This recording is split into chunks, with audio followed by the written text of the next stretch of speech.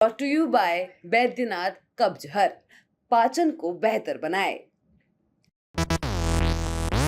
ये भोला राम उस्ताद मार्ग है और ये मार्ग पर है चाय चौक की दुकान। यहाँ पर जो है चाय, ऐसा बताया मुझे यहाँ पे लोगों ने कि बहुत मशहूर है, यहाँ स्टूडेंट्स सब चाय पीने आते हैं। तो हम यहाँ पर आए तो हमारे बहुत सारे नए नए दोस्त बन गए हैं। तो इन लोगों ने हमसे कहा कि भैया ललन टॉप आया है तो बातचीत कुछ की जाए। तो हम लोग जो है अब इनसे बातचीत करेंगे, बताएंगे क्यों चाय।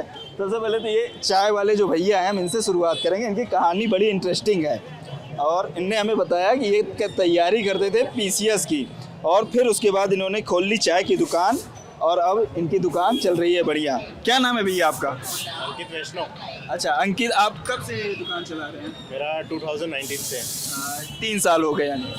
अच्छा, कहाँ से आया दिमाग में ये चाय की दुकान खोलने? दिमाग से क्या, वो तो मतलब प्लान ही था बिजनेस करने का, पीएससी की तैयारी कर रहा था मैं। पर फिर उसके बाद वैकेंसी आई नहीं थी 2019 के बाद।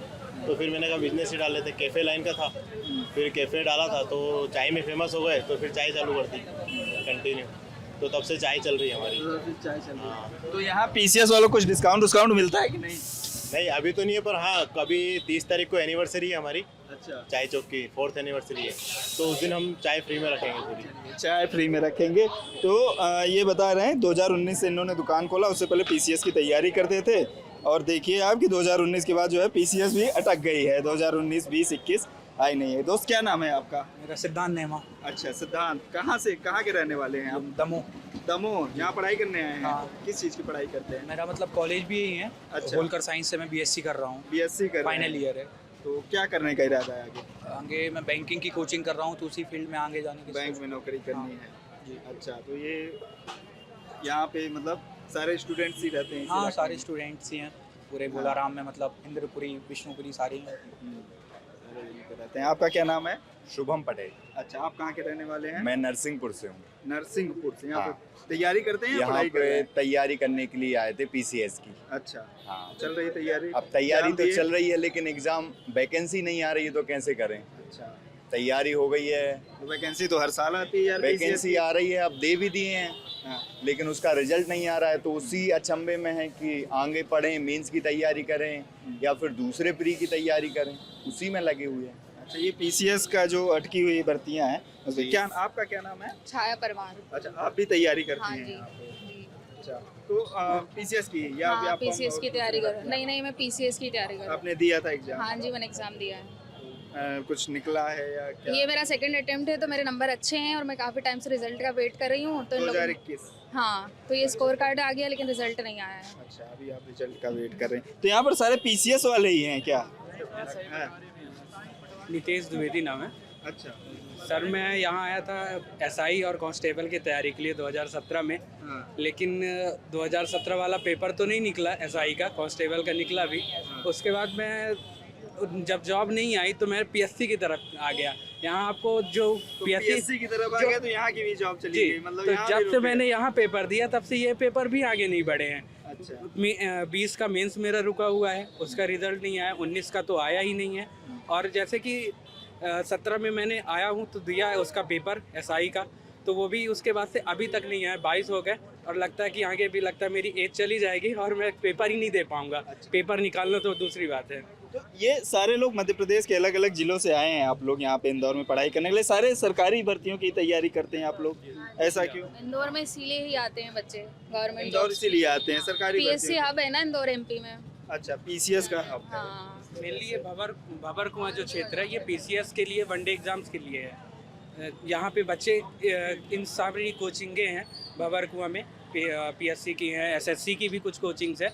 तो बच्चे यहाँ केवल गवर्नमेंट जॉब के लिए और अदर के लिए दूसरे एरिया हैं वहाँ रहते हैं बच्चे।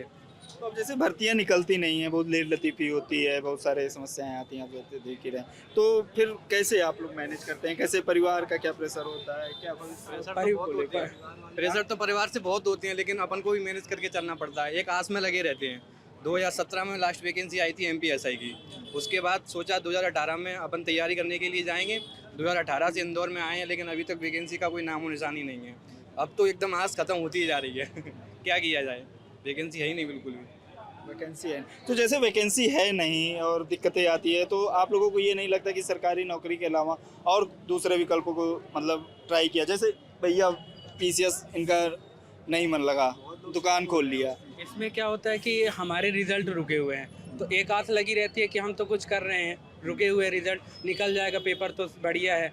अगर हमारे रिजल्ट आ जाए, हम फेल ही हो जाएं, तो हम फिर दूसरा कुछ कर लें। ये भी तो नहीं हो रहा कि हम फेल ही हो जाएं। एक आस कुछ नए लोग आएंगे, हम जाएंगे, कम से कम ये तो हो जाए कि रिजल्ट आ जाए कुछ चीज़ों के। कुछ काफ़ी भर्तियाँ बची हुई हैं, वो नहीं आ रही। गिव अप करने के लिए भी वो नहीं है ना, पेशेंस नहीं है अभी। मतलब ऐसा लगता है ना कि हम कर सकते हैं, हमें एबिलिटी है, पोटेंशियल है, मतलब हम कर सकते हैं, लेकिन वो रिजल्ट नहीं आता तो हम वो गिव अप नहीं कर पाते। रिजल्ट नहीं आता है तो आप लोग जो शासन प्रशासन के लोग हैं उनसे नहीं शिकायत करते हैं कि आप लोग कितने दिन से रुकी हुई है भर्ती, क्यों नहीं करते? 4 साल से MPPSC की तैयारी मैं कर रहा हूँ। अब 4 साल बाद मेरी 2 MPPSC की एग्ज़ाम निकली हुई भी है, यानी कि मैंने प्री भी निकाला है, मेंस भी दिया है। अच्छा, 2 एग्जाम आपने निकाले? हाँ, लेकिन रिजल्ट नहीं आया। अब 4 साल बाद आप खुद बताइए, अगर मैं एक चाय की टपरी खोलता हूँ या कहीं पे ठेला लगाता हूँ, धंधा करता हूँ, तो समाज में क्या संदेश जाएगा?